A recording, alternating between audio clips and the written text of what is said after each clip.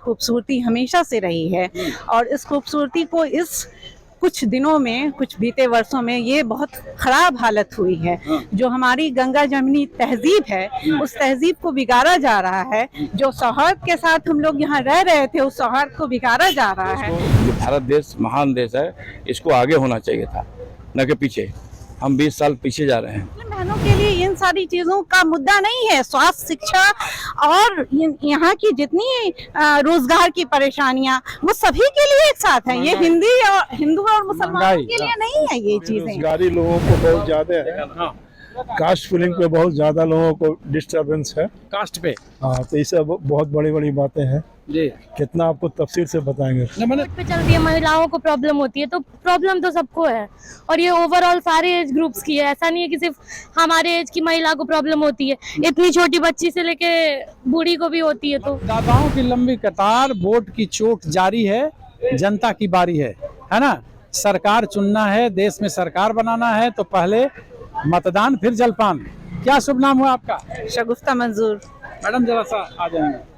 शगुफ्ता मंजूर। सियासत समझती हैं? बिल्कुल, जाहिर सी बात है। अच्छा, तो जैसे पूरे देश में हर लोग लाइन में लगे हैं, आ रहे हैं। बिहार में तो और लोकतंत्र में तो लोकतंत्र यहाँ सबसे मतलब उसकी जड़ें काफी गहरी हैं। यहाँ बहुत पुरानी है।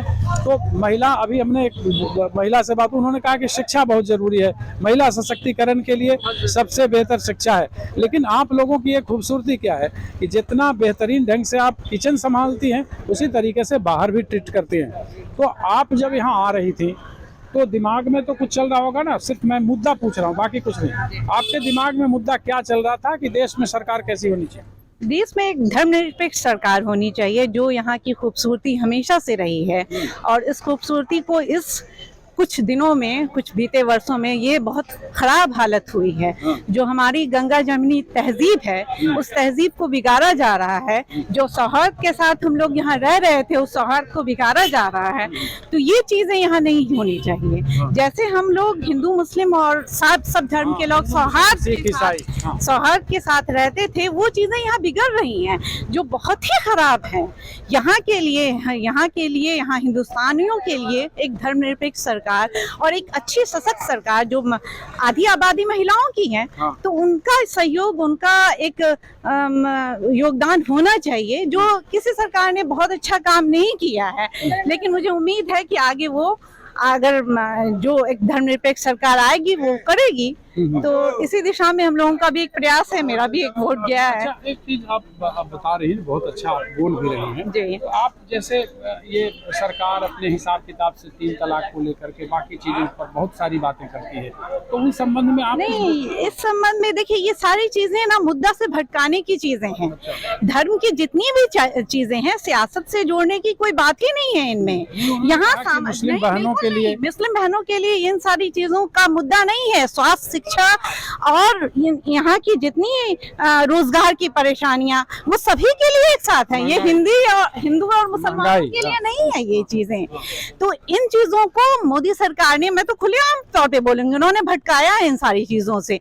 तो ये चीजें नहीं अब चलेगी और हम जनता बर्दाश्त नहीं करेगी। एक परिवर्तन होना चाहिए और परिवर्तन होगा। इसीलिए तो वोट की चोट जरूर होगा, वोट की चोट लोग करता है। बिल्कुल, शुक्रिया, धन्यवाद।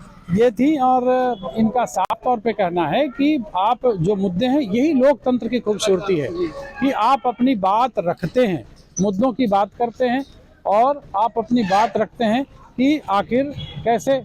क्या नाम है सर आपका? अख्तर हुसैन। अख्तर साहब, हाँ। आपने वोट दे दिया? जी हाँ, दे थोड़ा सा दिखा दीजिए।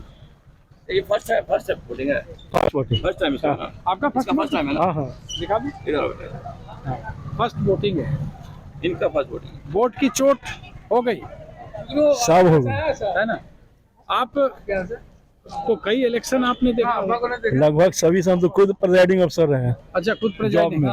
अच्छा, जॉब में थे तो प्रेजाइडिंग अफसर रहे। तो इधर मतदान ठीक से हो रहा है? हाँ, बहुत शांति से हो रहा है, अच्छा से हो रहा है, अच्छा से हो रहा है, वेल डिसिप्लिन में है।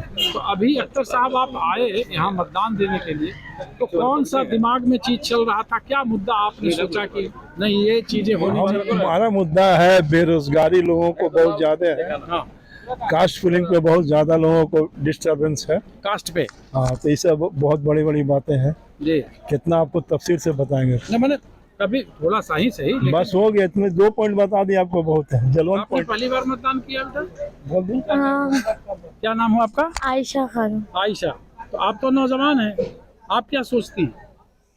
नौजवान हो या बूढ़ा, सबका मेन मुद्दा तो अभी बेरोजगारी ही है, क्योंकि अभी हम लोग आगे उसी जनरेशन में जा रहे हैं। अगर जॉब्स ही नहीं होंगी तो हम लोग करेंगे क्या? हमारे कॉलेज में भी कंपटीशन बहुत है, लेकिन जॉब नहीं है। पढ़ रहे हैं हम सारा, लेकिन अगर जॉब नहीं रहेगा, हम जाते कॉलेज, रोड सही नहीं है, उसमें एक्सीडेंट्स होते हैं, कभी इसकी गलती तो फिर मेन मुद्दा वही है, जॉब और रोड, और सबसे बड़ा सेफ्टी। हम जाते हैं तो हमारा कॉलेज सही है तो हमें नहीं लगता है, पर फिर भी सेफ्टी एक बहुत बड़ा इशू है। महिलाओं के लिए सबसे बड़ा। महिलाओं के लिए, पुरुषों के लिए, लड़ते तो पुरुष ही हैं। आपस में जब होते हैं तो उसमें पुरुष घायल होते हैं। रोड पे चलती है महिलाओं को प्रॉब्लम होती है, तो प्रॉब्लम तो सबको है, और ये ओवरऑल सारे एज ग्रुप्स की है। ऐसा नहीं है कि सिर्फ हमारे एज की महिला को प्रॉब्लम होती है, इतनी छोटी बच्ची से लेके बूढ़ी को भी होती है। तो थैंक यू। आपका क्या नाम है भाई साहब? KR हाशमी। हाशमी साहब, ये जो सियासत आजकल चल रही है देश के, है ना, लोग पहुंच रहे हैं अपनी तरीके से। आपने वोट दे दिया? दे दिया। वोट दे दिए, है ना।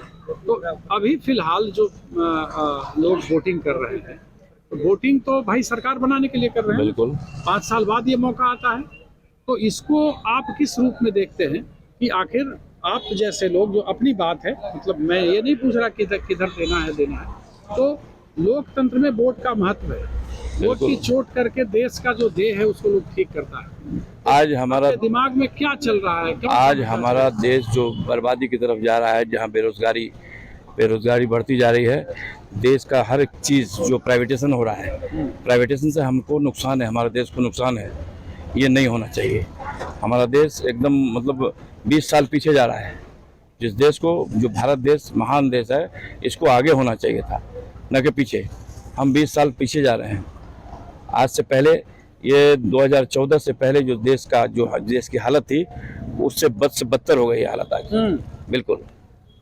तो वो तो कह रहे हैं कि अल्पसंख्यकों के लिए उड़ान योजना, बहुत सारी कहीं कोई योजना नहीं है। खास करके पूर्णिया में आप देखिए, हवाई अड्डा, जो हवाई जहाज सेवा का ये था, वो अंधेरे में लटका हुआ है। कहीं कोई इस पर कोई सुनवाई नहीं है। हवाई अड्डा तो उच्च क्लास के लोगों के लिए, सबके लिए, सब जो उच्च हो या मीडियम हो, सबके लिए है वो। कहीं कोई सुनवाई नहीं है। हमको आज जाना पड़ता है बागडोगरा या फिर दरभंगा। आज हमारा यहाँ अगर होता हवाई अड्डा तो हमको सुविधा होता ना। हवाई और किन सुविधाओं का ख्याल आप? और हमको यहाँ जैसे सड़क है, कहीं सड़क नहीं है, कहीं बनी है। हम लोग अल्पसंख्यक में आते हैं। अल्पसंख्यकों के साथ जो दुर्व्यवहार हो रहा है यहाँ पूरे हिंदुस्तान में, हर जगह मॉब लिंचिंग जो सबसे बड़ा कांड है, ये हर जगह किया जा रहा है। इसको रोकना चाहिए। ये हमारा भारत देश है। भारत देश सबका है। मुसलमानों ने भी आज़ादी में बढ़ चढ़ के हिस्सा लिया। आज जाइए आप इंडिया गेट, वहाँ मैक्सिमम मुस्लिमों का नाम लिखा हुआ है, न कि कोई बनिया हो, न कोई ये हो। मुस्लिम और सरदार, इन लोगों का नाम ज़्यादा वहाँ खिंचा हुआ है, जाके देखिए। चलिए, हाशमी साहब कह रहे हैं कि देखिए, देश की आज़ादी से लेकर के हम लोग देश के विकास तक में योगदान दे रहे हैं, और जो मुद्दा इन्होंने बताया वो आपने सुना।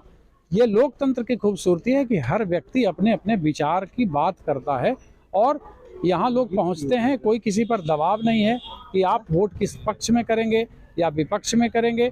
लेकिन इनका भी बड़ा स्पष्ट कहना है कि यहाँ सौहार्द वातावरण होना चाहिए, महंगाई बेरोजगारी कम होना चाहिए, विकास की बात होना चाहिए, मुद्दे से लोगों को भटकना नहीं चाहिए। ये लोकतंत्र की खूबसूरती है कि हर व्यक्ति, हर मतदाता जो सरकार बनाने में सहयोग करता है, वो अपनी बातों को बड़े खुले तरीके से रखता है। हालांकि मतदान बड़ा गुप्त होता है, वो किधर देता है ये किसी से कोई पूछता नहीं है, लेकिन लोकतंत्र की बेमिसाल खूबसूरती का ये प्रतीक है कि हम जब लोगों से पूछते हैं बड़े दमखम से, आप सत्ता में रहें या विपक्ष में रहें, उसका कोई गम नहीं। ये अपना हिसाब किताब, अपना गुना भाग, सरकार कैसे ठीक होगी, हमारे लिए कौन जन कल्याणकारी योजनाएं लाएगा, उसकी बात करते हैं।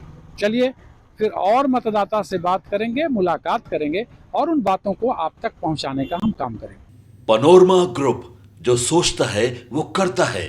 आपके अपने सपनों का आशियाना